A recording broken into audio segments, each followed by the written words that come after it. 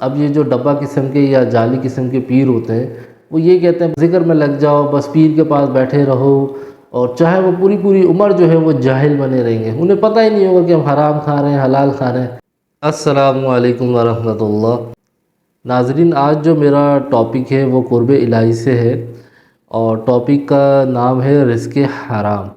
اور رزق حرام جو ہے وہ کتنا جو ہے وہ آپ کو نقصان پہنچاتا ہے اور اللہ تبارک و تعالیٰ سے جو ہے آپ کو دور کرتا ہے، تو یہ انشاءاللہ آج ہم پڑھیں گے۔ تو میرے پیر و مرشد مفتی محمد اکمل صاحب اس کتاب میں فرماتے ہیں کہ اہل اللہ پر مخفی نہیں کہ اللہ جل جلالہ کی بارگاہ میں حصول قرب و منزلت کے سلسلے میں رزق حلال کس قدر اہمیت کا حامل ہے، کیونکہ جسے یہ حاصل نہ ہو تو ہو سکتا ہے کہ وہ محض اللہ کے فضل و کرم اور شفاعت سرکار کی برکت سے نجات اخروی تو حاصل کر لے، لیکن قانون الہی کے مطابق اس کے حق میں قرب باری تعالیٰ کا حصول تقریباً ناممکن ہے۔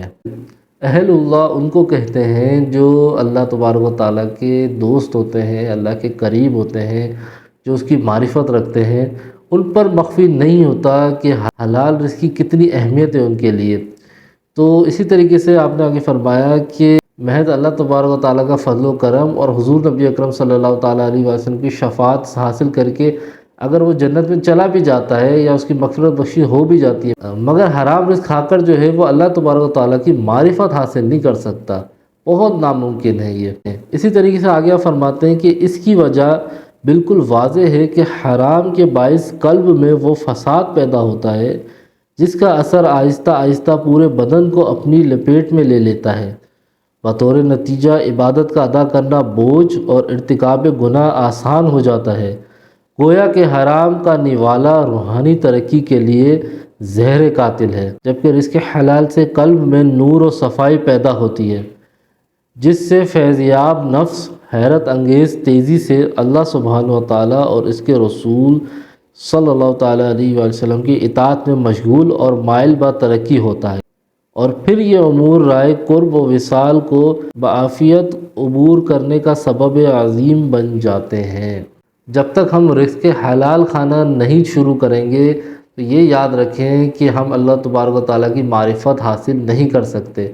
اور اب ہمیں معلوم کیسے چلے گا کہ رزق حلال کیا ہے اور رزق حرام کیا ہے؟ تو دیکھیں، رزق حلال اور رزق حرام کے لیے آپ کو علم دین سیکھنا پڑے گا۔ علم دین جب تک آپ نہیں سیکھیں گے، آپ کو علم ہی نہیں ہوگا کہ یہ حرام ہے یہ حلال ہے۔ جو آپ جاب کر رہے ہیں یا جو آپ تجارت کر رہے ہیں، اس کے لیے آپ کو یہ معلوم تو ہو کہ شریعت مطہرہ اس بارے میں کیا فرماتی ہے، اللہ اور اللہ کے رسول نے کیا فرمایا اس بارے میں۔ تو آپ کو علم دین سیکھنا بہت ضروری ہے۔ جب تک علم دین نہیں سیکھیں گے، کوئی شخص یہ دعویٰ نہیں کر سکتا کہ میں حلال کھا رہا ہوں۔ ہو سکتا ہے حلال ہی کھا رہا ہوں، مگر اسے معلوم نہیں ہوگا، اس کی علم حاصل نہیں ہوگا، اس کی معرفت نہیں ہوگی۔ تو اس لیے ویورز اپنے آپ کو علم دین کی طرف لے کے آئیں، خود بھی علم دین سیکھیں، اپنے گھر والوں کو بھی علم دین سکھائیں۔ تو رزق حرام جو ہے وہ انسان کے قلب میں اتنی گندگی پیدا کر دیتا ہے کہ انسان جو ہے اللہ تبارک و تعالیٰ کی عبادت کرنے میں سستی اور کاہلی محسوس کرنے لگ جاتا ہے، وہ نمازیں چھوڑنا شروع کر دیتا ہے، روزے چھوڑنا شروع کر دیتا ہے۔ اسی طریقے سے جو بھی اللہ تبارک و تعالیٰ کا حکم ہے اس میں سست ہو جاتا ہے، حتیٰ کہ ان عبادت کو ترک کرنا شروع کر دیتا ہے۔ تو یہ بہت بڑا نقصان ہے کہ ہم اس سے اللہ تبارک و تعالیٰ کی معرفت حاصل نہیں کر پائیں گے۔ تو اس لیے ویورز حلال کمائیں تاکہ اللہ تبارک و تعالیٰ کی عبادت اور اس کی معرفت حاصل کر سکیں۔ اب یہ جو ڈبہ قسم کے یا جعلی قسم کے پیر ہوتے ہیں، وہ یہ کہتے ہیں ذکر میں لگ جاؤ، بس پیر کے پاس بیٹھے رہو، اور چاہے وہ پوری پوری عمر جو ہے وہ جاہل بنے رہیں گے، انہیں پتہ ہی نہیں ہوگا کہ ہم حرام کھا رہے ہیں حلال کھا رہے ہیں، اور جی لگے پڑے ہیں۔ تو یہ بہت غلط ہے۔ ان پیر صاحب کو بھی سوچنا چاہیے کہ آپ خود بھی علم سیکھیں اور اپنے مریدین کو بھی علم کی طرف لے کے آئیں۔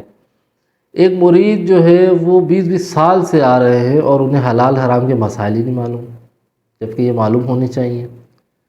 اسی طریقے سے بہت ساری چیزیں، نماز کے مسائل نہیں معلوم ہوتے، اور جی خلافت بھی ملی ہوئی ہوتی ہے اور ماشاءاللہ آستانہ بھی کھلا ہوا ہوتا ہے۔ تو یہ چیزیں بہت غلط ہیں۔ جب تک دین کی بنیاد ہی نہیں معلوم ہوگی، یا جس فیلڈ میں آپ کام کر رہے ہیں اس کی نالج ہی نہیں ہوگی، تو آپ کیسے شریعت کو فالو کر سکیں گے؟